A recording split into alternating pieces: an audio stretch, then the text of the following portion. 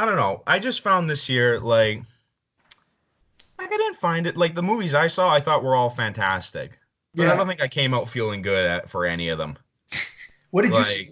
I saw okay, the first one I saw was A Beautiful Day in the Neighborhood, which was the Tom Hanks Mr. Rogers movie, which is like wall to wall fantastic. Mhm. Like I loved every single minute of it, but you come out of that screening and you just want to give like your dad a hug. Like because it's mostly because the best part about this movie is about Rogers. uh he's the supporting character in it. He's not the main character.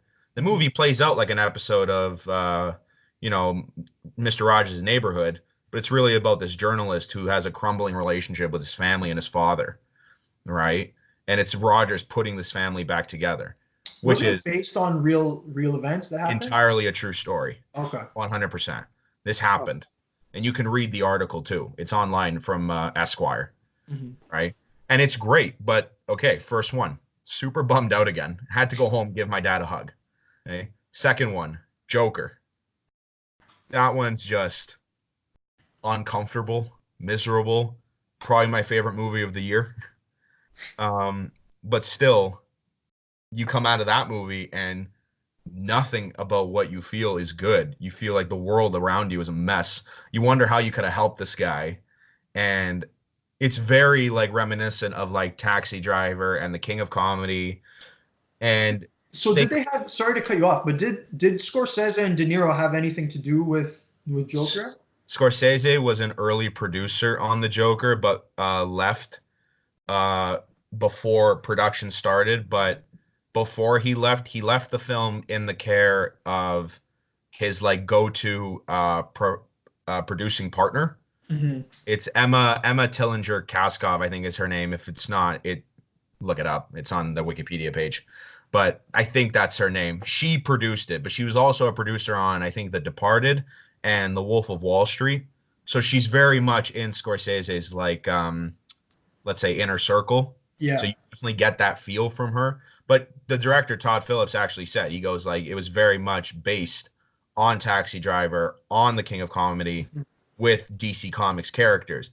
But this film, it kind of like it takes it one step further in the sense where you mentioned De Niro. De Niro's in the film because his character is a direct inspiration from Jerry Lewis's character in The King of Comedy. What is it like? Something Pumpkin or something? His character in the yeah, it's his name is Rupert Pumpkin. Rupert Pumpkin. Yeah. So in this one, he's not the deranged, Rupert Pumpkin. He's the talk show host who the character is obsessed with, right? So very Interesting. much like you can tell this guy, but it's not like the King of Comedy where the guy just keeps going after him, saying like, "Hey, I'm like obsessed with you." It's more like the opening 10 minutes of Joker has Joaquin Phoenix's character Arthur Fleck like looking up to De Niro's talk show host character as like a father figure, being like, I just like he actually kind of like insinuates like I just wish I had a father like you. In like one of his like fantasies, De Niro's character says like I wish I had a son like you. And so you kind of feel bad for this guy, but after that, there's such a darkness to him that you're just like there is no going back for him. He's too far gone. You can't support him anymore.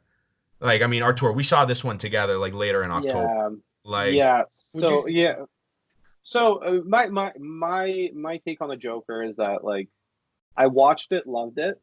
Hmm. Then I rewatched Taxi Driver just to get my head on straight.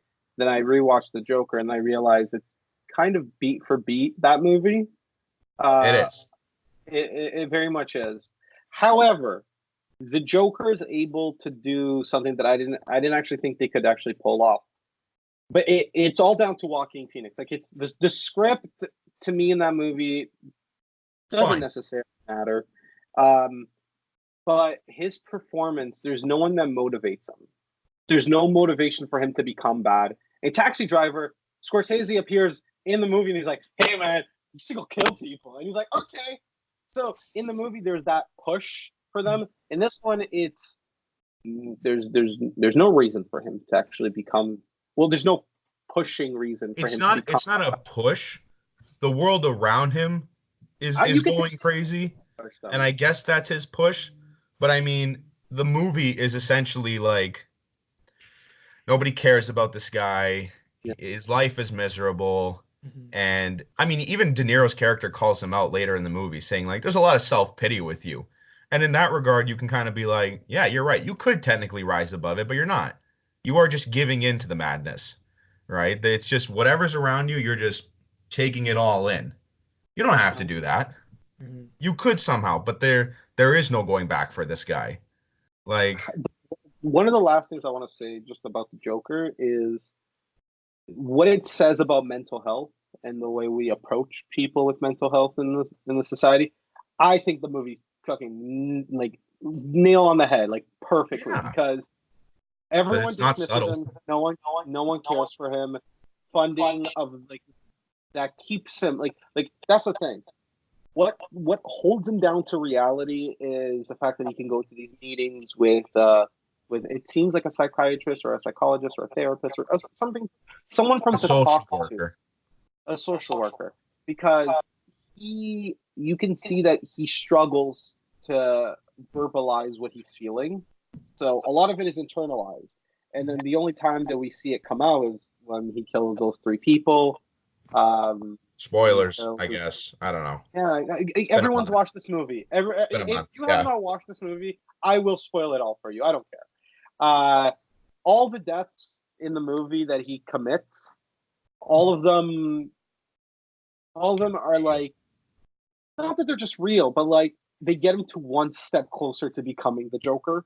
Like killing those first three, I think kids or young adults. It's first people kind of said, "Oh, it's self-defense. He didn't mean to do The it." first two, maybe. Maybe the The first first one, two.